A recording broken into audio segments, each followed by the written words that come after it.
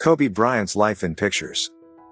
During an interview with Paul George, Jerry West says that when Kobe Bryant was born, there was a heck of a lot of gold dust sprinkled on him. West met Kobe in 1996, through his friend, Orrin Tellem, who happened to be Bryant's first agent. Jerry was the general manager of the Los Angeles Lakers, and as a favor for Tellem, he agreed to host a pre-draft workout where he would watch Kobe, who was 17 at the time, play against Michael Cooper, one of the greatest defenders in NBA history. To be fair, Cooper was 40 at the time, and had retired 6 years earlier. Nonetheless, Jerry was so impressed with Kobe, that he called off the workout after 20 minutes, explaining that he had seen enough and was convinced that Bryant was the most talented player in the draft. West engineered a draft day deal with the Charlotte Hornets, who picked Bryant 13th overall in 1996, and shortly thereafter traded him to the Lakers. A few decades later, the move is still considered one of the best decisions in NBA history. Stephen A. Smith sums up the Black Mamba's dominance perfectly. He's the best player in the game. It's just that simple. There's nothing that Kobe Bryant can't do. He will defend your best player. He will shoot from the perimeter. He will get all in your mug. He will do whatever it takes. He is the most complete basketball player in the game today, bar none. He has an assassin's mentality. Starving more for an NBA World Championship, more than Kobe Bryant, there is no one. This guy is highly motivated. Max Kellerman also hit the nail on its head. In a world where everyone wanted to be like Mike, Kobe was the one man who dared to try to do it. Kobe saw Jordan, and said, "That's my spirit animal." He wanted to be a better version than Mike, and basically played one-on-one against Jordan, his entire career. Jordan set the standard and Bryant said, "I want to do that, and I want to do it by doing the same thing but doing it better." That level of competitiveness, that level of drive, is what I'll always remember about Kobe. When people talk about Mamba mentality, that's what it is. No matter what your reach, may your reach always exceed your grasp. That was Kobe Bryant, and it seemed in fact, that nothing could exceed his grasp and that he had the world in his hands, even after his career where he immediately wins an Academy Award, and I always believed was eventually going to own the Los Angeles Lakers. Michael Jordan spoke at the memorial service for Bryant, at the Staples Center in 2020. He reminisced about their relationship, explaining that Kobe was like his little brother. Jordan says Kobe was a nuisance, but that nuisance turned into love over a period of time. Bryant would call him at 3 in the morning, talking about post-up moves, footwork, and sometimes the triangle. At first it was an aggravation, but then it turned into a certain passion. This kid had passion, like you would never know. He wanted to be the best basketball player that he could be. And as I got to know him, I wanted to be the best big brother that I could be. To do that, you have to put up with the aggravation, the late night calls, or the dumb questions, Jordan explained. I'll have to look at another crying meme for the next 3 or 4 years. That is what Kobe Bryant does to me. He knows how to get to you in a way that affects you personally, even though he's being a pain. Mike went to see Phil Jackson when he began coaching the Lakers, and when he walked into Phil's office, Kobe was sitting there, and the first thing Kobe asked Jordan was, "Did you bring your shoes?" No matter where he saw MJ, it was a challenge. Shaq also delivered a heartfelt message during Kobe's memorial service, explaining that when he imagined speaking to a group of people about Bryant, he thought it would be at his Hall of Fame induction, or as a guest speaker at one of Kobe and Vanessa's foundation events. O'Neal remembers Kobe saying, "These guys are playing checkers, and I'm out here playing chess." He responded to Bryant, "I guess so, I don't know how to play chess." Shaq says that him and Kobe had a complex relationship, but explains that it was not unlike John Lennon and Paul McCartney's relationship, whose creative rivalry led to some of the greatest music of all time. Diesel highlights the fact that no other team has accomplished what the three-peat Lakers did, since the Shaq and Kobe Lakers did it. In an attempt to get him to pass more, O'Neal told Bryant that there's no I in team, and he responded, "I know, but there's an M-E in it." Kobe Bean Bryant was born on August 23, 1978, in Philadelphia, Pennsylvania to Pamela Bryant and Joe Jellybean Bryant. He started playing basketball when he was 2 years old, thanks to his father, who was a former NBA player. Growing up, Kobe loved watching his pops play on TV, and his mother would help him scribble his dad's number on tank tops, enabling Kobe to visualize his own future in the NBA. Although his father was a professional basketball player, Kobe explains that he got his competitiveness from his mother, Pam, who he describes as a real firecracker. During a backyard game, when Kobe was 14, he tried to dunk on his mother, but she leveled him with a forearm. Pam's brother, Kobe's uncle, John Chubby Cox, was also a talented basketball player, and had a brief stint in the NBA with the Washington Bullets. Joe Bryant was drafted to the Golden State Warriors in 1975 but traded to his hometown team, the Philadelphia 76ers, before the season started.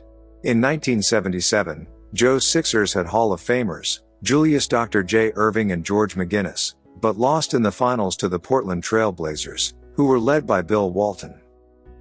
Joe was traded to the San Diego Clippers in 1979 and played with them until 1982, when he was traded to the Houston Rockets. Jellybean's NBA career lasted 8 years. In 1984, when Kobe was 6, Joe moved his family to Italy, where he played for about 8 years. In Italy, Kobe spent a lot of time with his father and his Italian club teammates. One day, while on the team bus, Kobe promised his dad and one of his teammates that he would be much better in basketball than either of them. During Kobe's youth, the NBA wasn't popular internationally, and in Italy, the only team Kobe knew about was the Showtime Lakers.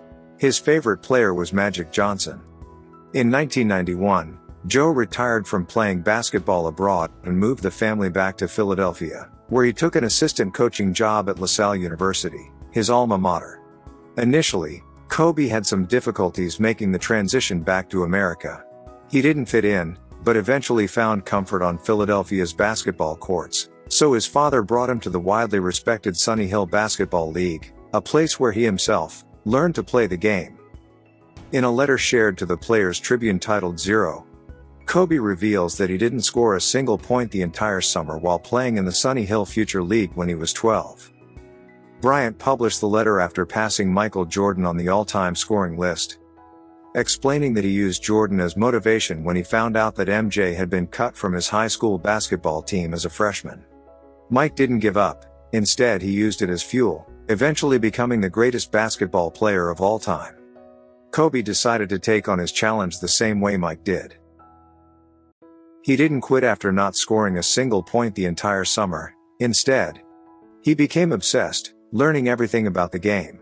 He was driven to inflict the horrible sense of failure he experienced on his competition, and that's when his killer instinct to score was born.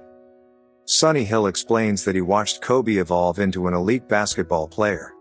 We have all heard the stories about Kobe waking up at 5 a.m. to work on his craft, but Sunny was one of the few who witnessed it firsthand. Each year, Kobe made massive improvements, and when he was 14, as a freshman at Lower Merion High School, he earned a starting spot on the varsity basketball team.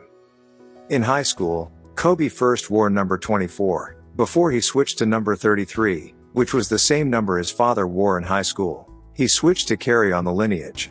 Kobe wanted number 24 as a rookie with the Lakers, but it was unavailable, as was number 33, which was previously retired after being worn by Kareem Abdul-Jabbar. Bryant chose the number 8 in the NBA because his number as a high schooler at the Adidas ABCD camp was 143 and he played really well, so he added those numbers up to get number 8. Kobe also wore number 8 as a child, playing in the Italian leagues. During an interview on ESPN's The Truth podcast, former NBA player Keith Boskloss explains that in 1995, he had Kobe, Tim Thomas and Jermaine O'Neal on his team at the ABCD camp. They were blowing teams out without breaking a sweat, so after games, he would make his team run because it was too easy. Kobe got tired of running, so after one of their wins, he gave Keith attitude, walked off the court and said, "I ain't gotta run. I don't wanna run, we won." Kobe's father comes down from the stands and asks, "What's the problem?" Keith told him that Bean didn't want to run, and his dad punched Kobe in his chest, slid him across the floor in a packed gym. He knocked the wind out of him and Kobe had tears in his eyes. Joe warned Kobe not to disrespect his coaches and embarrass his family like that again. Kobe obeyed his dad and ran the sprints. 2 years later, Kloss and Kobe would meet again when they both played for the Lakers Summer League team, and this time, Kobe was in charge. After a game, Kobe told Keith to hit the line, making him run sprints. Keith happily followed Kobe's orders and laughed while he ran the court. Bryant got his revenge and Kloss didn't mind. Bryant and the Lower Merion Aces struggled his freshman year, winning only 4 games and losing 20. His junior year, he averaged 31.1 points, 10.4 rebounds and 5.2 assists per game and was named Pennsylvania Player of the Year. Offers from top colleges began to pour in. Duke, Michigan, North Carolina and Villanova were at the top of his list. However, after Kevin Garnett went directly from high school to the NBA in the 1995 draft, Kobe considered making the same move. During his senior year, Bryant led Lower Merion to their first state championship in 53 years. He ended his career as Southeastern Pennsylvania's all-time leading scorer, surpassing Wilt Chamberlain.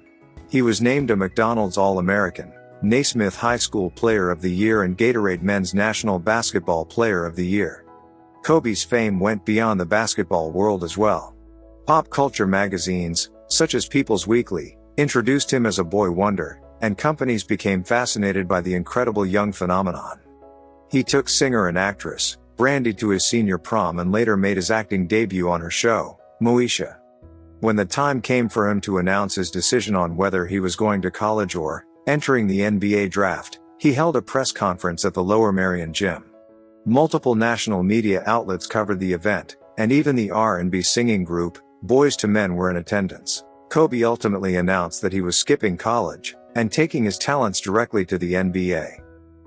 Before the 1996 draft, Bryant had a legendary workout in Los Angeles, where he scrimmaged against former Laker, Michael Cooper. According to then Laker general manager, Jerry West, it only took about 20 minutes to see that he was the best player in the draft.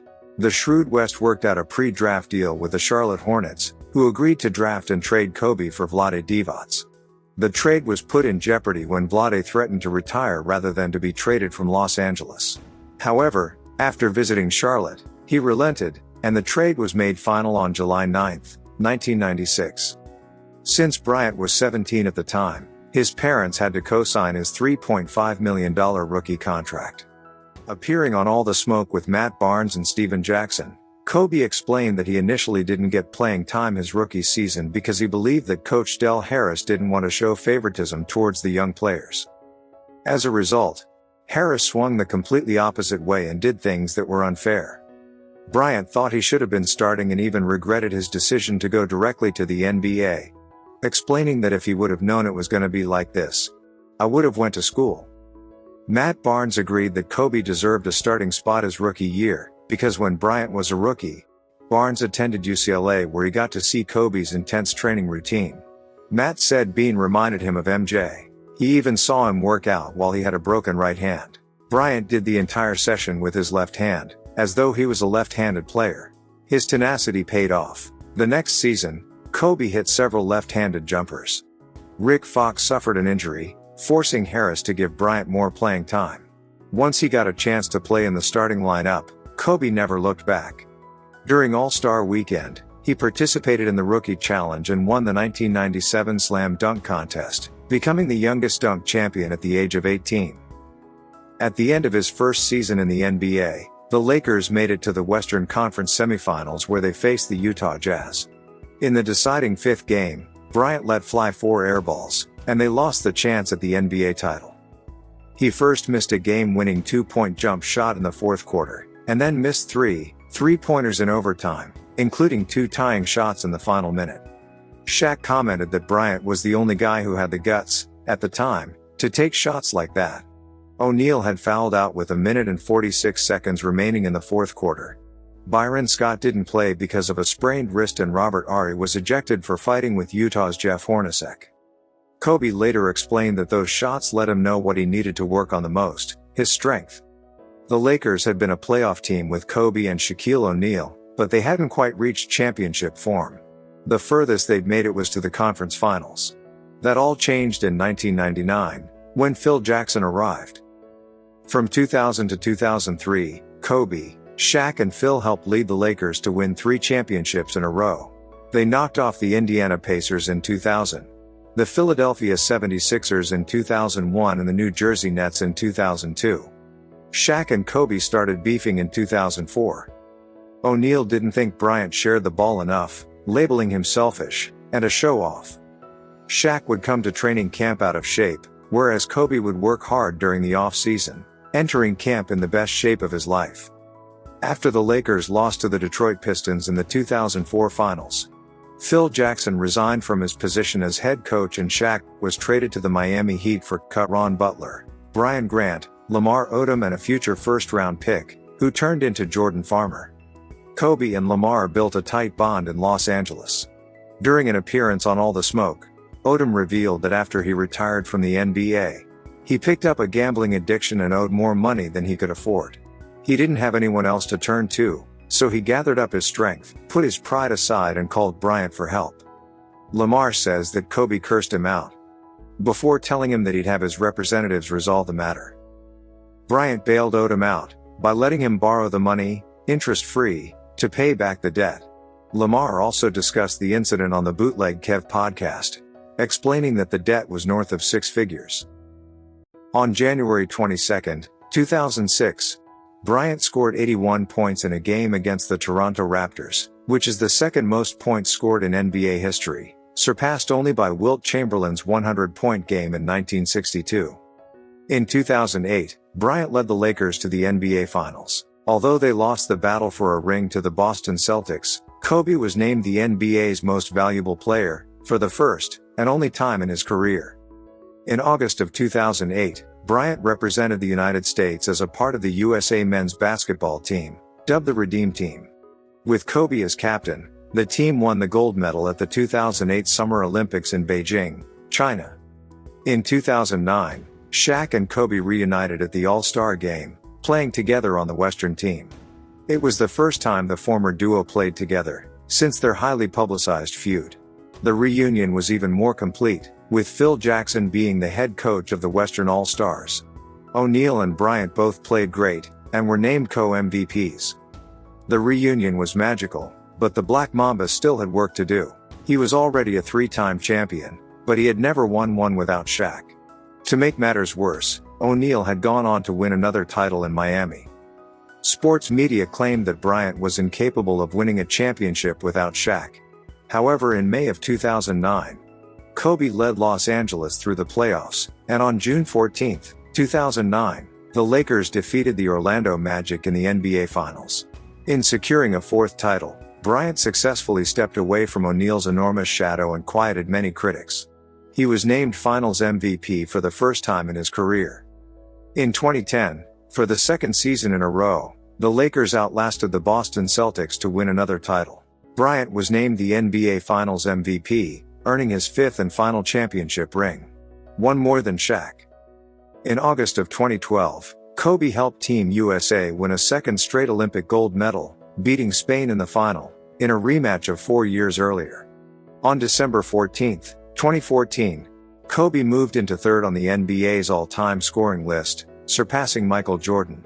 Bryant announced his retirement on November 29, 2015. Kobe played his final game on April 13, 2016.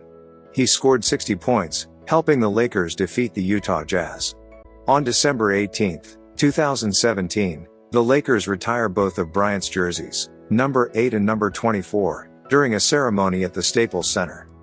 On March 4, 2018, Kobe adds an Academy Award to his plethora of trophies, winning an Oscar for Best Short Animated Film, Dear Basketball, based on a poem he wrote. Sadly, on January 26, 2020, Kobe Bryant and his 13-year-old daughter, Gianna, were among 9 people killed when a helicopter crashed into a hillside in Calabasas, California. He was 41.